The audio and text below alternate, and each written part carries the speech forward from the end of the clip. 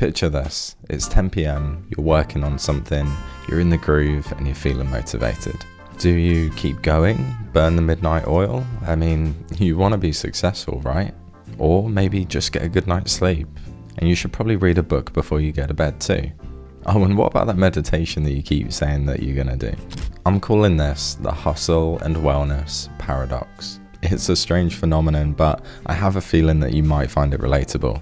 Let's get into it. So the kind of content that I consume is full of hustle culture and wellness culture, and both do equally resonate with me. I'm really passionate about my career and I do have lofty ambitions, but at the same time, I really romanticize a slower paced life, one with a lot less rushing around. Now, if you're in the self-improvement world, both mindsets and lifestyles probably often come up. In fact, in just one podcast episode, you'll be told in order to succeed, you need to work long hours and work through the night to get things done. And then in the very next episode, there'll be a scientist saying how you should optimize your life perfectly, get 8 hours of sleep, go outside, soak up the sun, do some jumping jacks, and then take 12 supplements, all before you actually start your day. I personally believe that the line between wellness and hustle culture has well and truly been blurred. We're being fed so much information in the self-development space that honestly it's quite hard just to know how to operate in life. So you might be thinking, just find the balance. That is definitely a fair point, but I imagine that if you are consuming this type of content to begin with,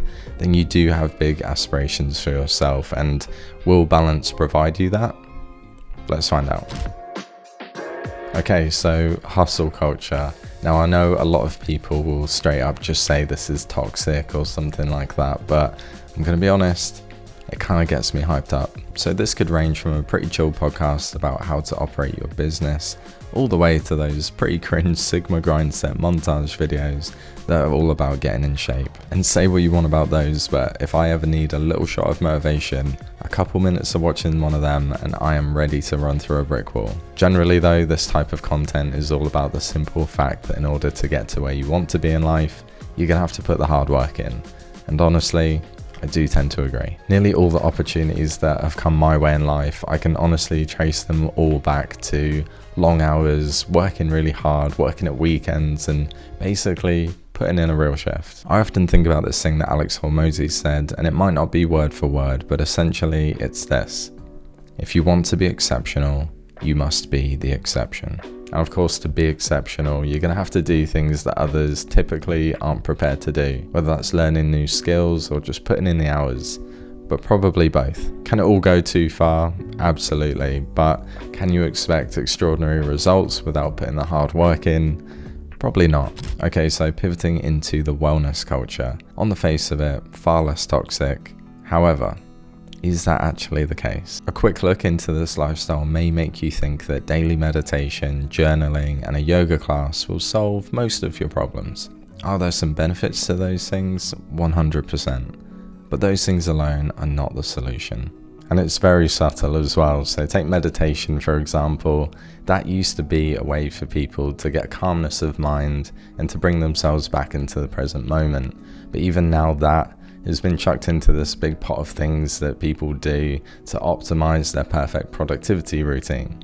Essentially, the reasons why people are doing these things has changed. I often find myself falling for this. For example, reading a book, not because I'm particularly interested in that book, but more because this overall feeling that reading the book will help me on my journey of self-development. Or perhaps because Chris Williamson said I should read it, and he's clever and has bigger arms than I do.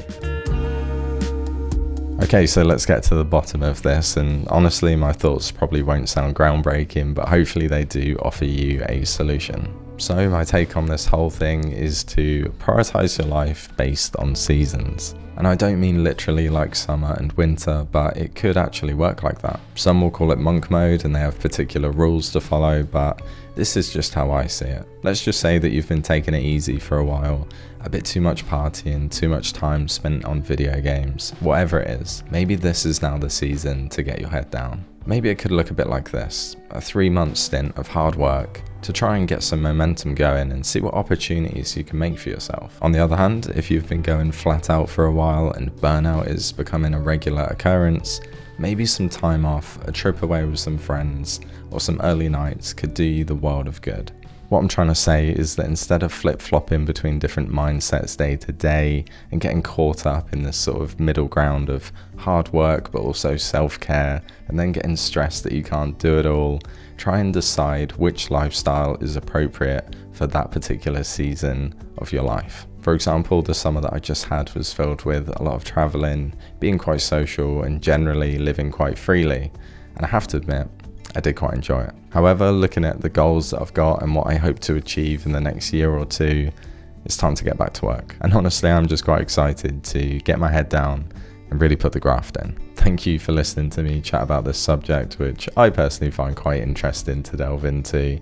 I know that with this type of content, it can often feel like you're just constantly being bombarded 24/7, and it's really hard to know what to do and how to approach life, and maybe I'm part of the problem, but hopefully I've been able to unpack it a little bit for you. And look, if you are struggling to know how to approach life to get the best out of it, yeah, you're not the only one, don't worry. Anyway, I hope that you enjoyed the video and took some value from it. If you could consider subscribing, that would be absolutely incredible.